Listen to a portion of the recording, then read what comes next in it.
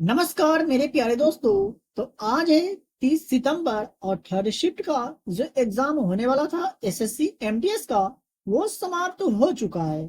तो जो लोग एग्जाम देकर के आए हैं उनके द्वारा जो प्रश्न बताए गए हैं, मैं आपको 100% एक्यूरेट आंसर के साथ बताने वाला हूँ, पढ़ाने वाला हूँ और एक सेक्रेट जानकारी भी आपको देने वाला हूँ। अगर आपका एग्जाम आने वाले शिफ्टों में, आने वाले तारीखों में है तो आप इस वीडियो को बगैर स्किप किए हुए पूरा जरूर देखिएगा और यहाँ से प्रश्न आपको अपने एग्जाम के पेपर में देखने को 108% जरूर मिलेंगे।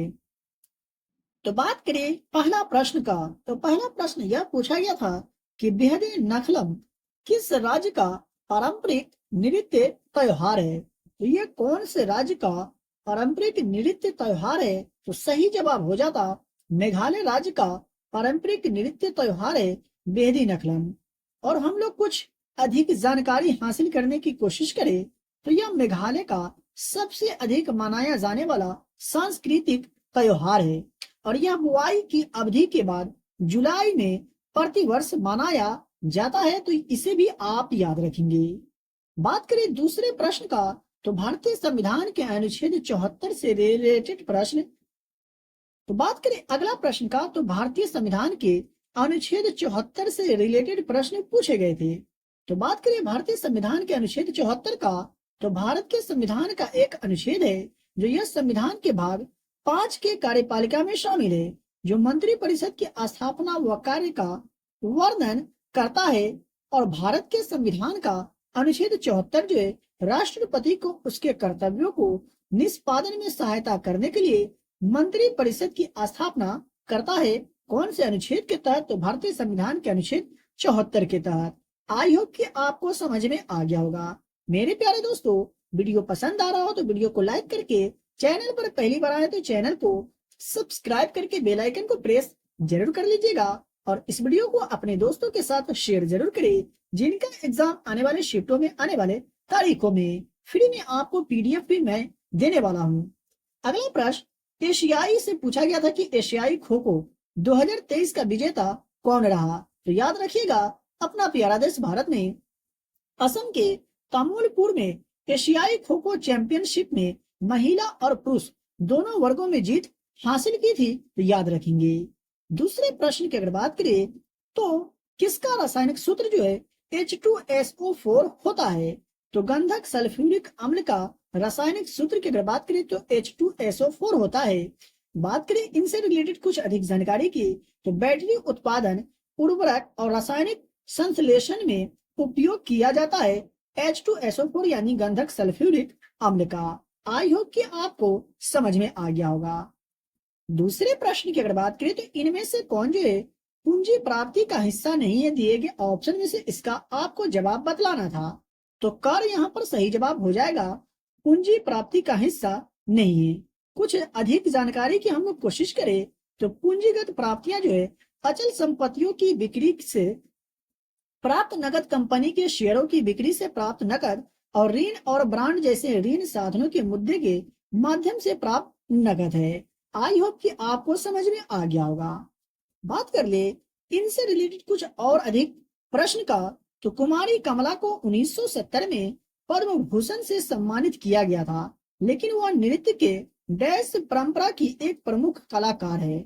एक सेक्रेट जानकारी यह है दोस्तों कि अगर आपका एग्जाम आने वाले शिफ्टों में, आने वाले तारीखों में है तो आप प्रीवियस ईयर प्रश्न को देख करके जरूर जाएंगे, क्योंकि अधिक प्रश्न जो है इससे पहले जो एग्जाम हुए थे और उनमें जो प्रश्न पूछे गए थे वही सभी प्रश्नों को एग्जाम में पूछे जा रहे हैं। तो आप उन्हें जरूर याद करके जाएंगे, क्योंकि वही सभी प्रश्नों को घुमा फिरा करके पूछा जा रहा है। तो आप इस बात को जरूर ध्यान रखेंगे। तो बात करें कुमारी कमला को 1970 में पद्म भूषण से सम्मानित किया गया था, लेकिन वह नृत्य की डैश परंपरा की एक प्रमुख कलाकार थी। कौन से कलाकार? तो वाजूर सही जवाब हो जाता।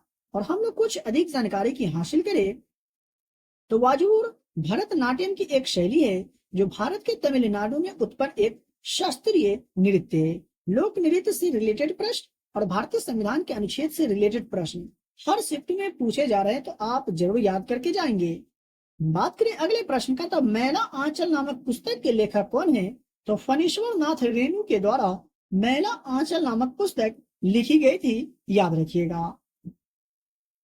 दूसरे प्रश्न की अगर बात करें तो दुनिया का सबसे बड़ा लोक नृत्य किसे माना जाता है? याद रखेंगे हिमाचल प्रदेश के कुल्लू जिले के नाटी लोक नृत्य को दुनिया का सबसे बड़ा लोक नृत्य माना जाता है। देख लेते हैं अगले प्रश्न को। तो लता दीनानाथ मंगेशकर पुरस्कार 2023 जो है किसे मिला था? तो याद रखेंगे आशा भोसले को दिया गया था। सही जवाब हो जाता आशा भोसले। हम लोग कुछ एक्स्ट्रा जानने की कोशिश करें इनसे रिलेटेड, तो लता दीनानाथ मंगेशकर पुरस्कार जो है हर साल उस व्यक्ति को दिया जाता है जो देश, समाज और उसके लोगों के लिए योगदान दिया हो। आई होप कि आपको ये भी समझ में आ गया होगा।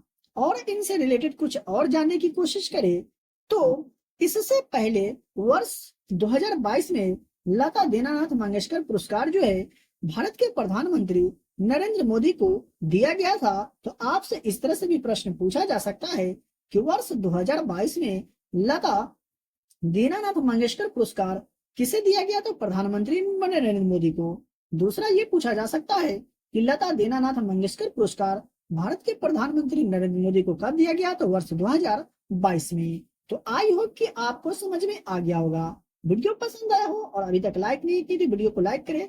चैनल पर पहली बार आए तो चैनल को भी सब्सक्राइब करके बेल आइकन को प्रेस जरूर करें और फ्री में पीडीएफ के लिए वीडियो के डिस्क्रिप्शन में दिए गए टेलीग्राम चैनल लिंक को ज्वाइन करें। तो चलिए मिलते हैं फिर से एक नए वीडियो में।